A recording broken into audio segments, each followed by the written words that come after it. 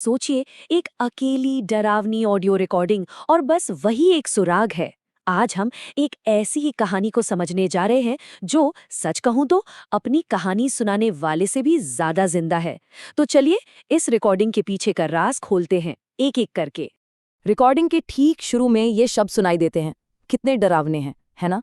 जैसे कोई मदद के लिए पुकार रहा हो। और ये आवाज़ है नायरा की, एक पॉडकास्ट होस्ट जो बस एक अच्छी कहानी की तलाश में थी। पर उसे क्या पता था कि ये धुन उसे एक ऐसी सच्चाई तक ले जाएगी जिसके बारे में उसने कभी सोचा भी नहीं होगा। तो ये नायरा है कौन? वो मुंबई की एक काफी सक्सेसफुल पॉडकास्टर है। उसका शो स्कैरी पंपकिन काफी फेमस है, मतलब भारत की डरावनी लोक कथाओं के लिए। और एक दिन उसे एक मेल आता है बंगाल की एक पुरानी कहानी शाक चूनी के बारे में। और बस परफेक्ट कंटेंट की तलाश में वो फौरन निकल पड़ती है एक छोटे से गांव शोनपुर के लिए। तो चलिए, कहानी के पहले हिस्से में चलते हैं, एक पॉडकास्टर की खोज। अब होता यह है कि नायरा गांव पहुंच जाती है। उसका नजरिया एकदम कहानीकार वाला है। अब जानते हैं ना, थोड़ा शक्की और हर चीज को सिर्फ कंटेंट की नजर से देखने वाला। गांव में उसकी मुलाकात होती है इंद्राणी दी से, जो वहां की स्कूल टीचर है। इंद्राणी दी, उनकी आंखों में ना एक अजीब सी थकान और एक सच्चाई दिखती है, और वो नायरा को चेतावनी भी देती है। लेकिन नायरा अपने शहरी कॉन्फिडेंस में इसे बस एक लोकल ड्रामा समझकर हंस देती है। उसे जरा भी अंदाजा नहीं था कि ये चेतावनी कितनी जल्दी सच होने वाली है। अब आते हैं कहानी के दूसरे हिस्से पर, शाक चुन्नी की कथा। तो सवाल ये है कि आखिर ये शाक चुन्नी है कौन, जिसके लिए नायरा इतनी दूर चली आई। चलिए, जरा इस कहानी की गहराइयों में उतरकर देखते हैं। तो देखिए, शाक चुन्नी सिर्फ कोई आम भूत नहीं है। वो एक अधूरी शादी की परछाई है।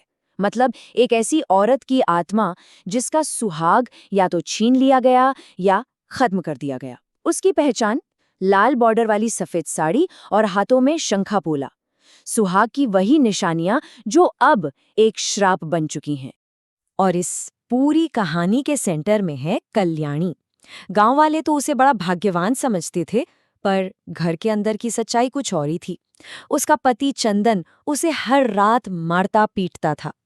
फिर एक रात बात बहुत बढ़ गई और चंदन उसे घसीटता हुआ पोटोला तालाब तक ले गया। अगली सुबह जानते हैं क्या मिला? तालाब में बस उसकी लाल बॉर्डर वाली साड़ी तैर रही थी। और कहते हैं उसी रात उसकी आत्मा शाक चुन्नी बनकर पानी से बाहर निकली। लेकिन सवाल ये उठता है कि क्या ये सिर्फ एक पुरानी कहानी है, या फिर उन लोगों के लिए एक चेतावनी जो इसकी हदें पार करने की हिम्मत करते हैं? नायरा के लिए ये सवाल बहुत जल्दी एक पर्सनल सवाल बनने वाला था। चलिए अब कहानी के तीसरे हिस्से पर चलते हैं, तालाब का बुलावा। अब होता यह है कि नायरा इंद्राणी दी की सारी चेतावनियों को दरकिनार कर देती है। परफेक्ट फुटेज चाहिए ना, तो वो अकेले ही उस तालाब पर पहुंच जाती है। पर उसे ये नहीं पता था कि ये तालाब सिर्फ पानी का नहीं, बल्कि किसी के दबे हुए गुस्से का घर था, और वो उस घर में बिना इजाजत घुस चुकी थी। और तालाब पर पहुंचते ही अजीब चीजें होने लगती हैं। पहले पानी पर एक लाल कपड़ा दिखता है, फिर कैमरे के लेंस में एक अजनबी साया। लेकिन असली डर तो तब शुरू होता है जब उसके सीलबंद बैग से 2 शंखा पोला चूड़ियां मिलती हैं, बिल्कुल ठंडी और गीली, जैसे अभी अभी कोई उन्हें पानी से निकाल कर लाया हो। और बात यही नहीं रुकती। उस रात उसे कल्याणी की मौत का सपना आता है, और फिर एक अनजानी आवाज उसे खिड़की से बाहर बुलाने लगती है। अब जब इंद्राणी दी को इन चूड़ियों के बारे में पता चलता है तो उनका चेहरा एकदम सफेद पड़ जाता है।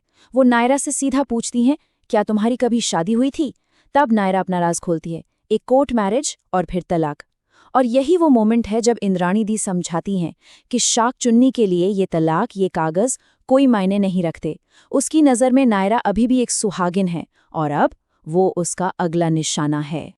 तो अब कहानी के चौथे हिस्से में आते हैं, पंडित का जाल। इस पूरे डर के माहौल के बीच एंट्री होती है गांव के पुजारी हराधन पंडित की। वो आता तो एक रक्षक बनकर है, पर सच तो ये है कि वो इस कहानी का सबसे बड़ा शिकारी है। और पंडित का प्लान बहुत ही शातिर है। देखिए वो करता क्या है। वो नायरा को बताता है कि वो एक मजबूत मीडियम है और उसे एक खास पूजा के लिए तालाब पर बुलाता है। लेकिन उसका असली मकसद कुछ और है।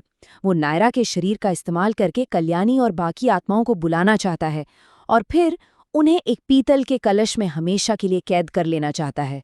और यहीं पर कहानी का असली टकराव सामने आता है। एक तरफ है पंडित, जिसका मकसद है डर फैलाकर गांव पर अपना कंट्रोल बनाए रखना, और दूसरी तरफ है ये आत्माएं जिन्हें हम शाकचुन्नी कह रहे हैं। वो सिर्फ बदला नहीं चाहती, वो न्याय चाहती हैं। वो चाहती हैं कि उनकी और उनके जैसी न जाने कितनी और औरतों की अनसुनी कहानियों को कोई तो सुने।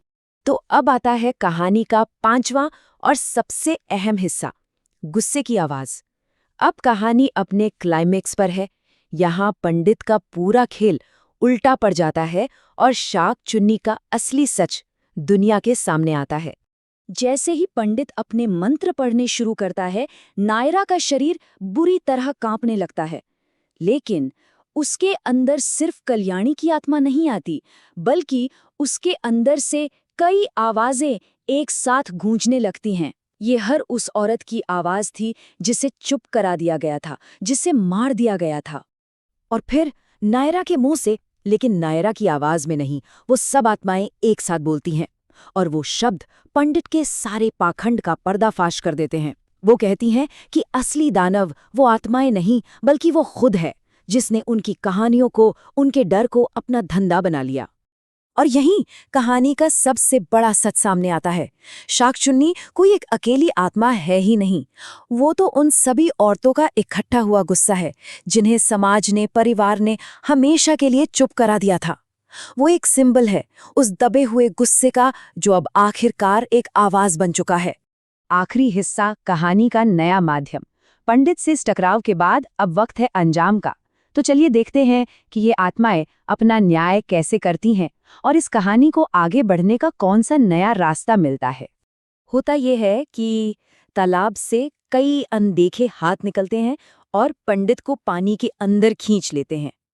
वो आत्माएं अपना न्याय खुद कर लेती हैं, और इस सब के बाद नायरा आजाद हो जाती है। पर अब वो सिर्फ एक कहानीकार नहीं रही, वो उन बेआवाज आत्माओं का एक नया माध्यम बन चुकी है, उनकी आवाज बन चुकी है। ट्रेन में घर वापस आते हुए नायरा यूं ही अपना रिकॉर्डर चेक करती है। वो अपनी फाइनल रिकॉर्डिंग सुनती है, और जैसे ही उसकी अपनी आवाज बंद होती है, रिकॉर्डिंग में एक और बिल्कुल अनजानी आवाज गूंजती है। अगर ये रिकॉर्डिंग किसी तक पहुंच रही है, मतलब कहानी ने फैलने का एक नया मॉडर्न जरिया ढूंढ लिया है।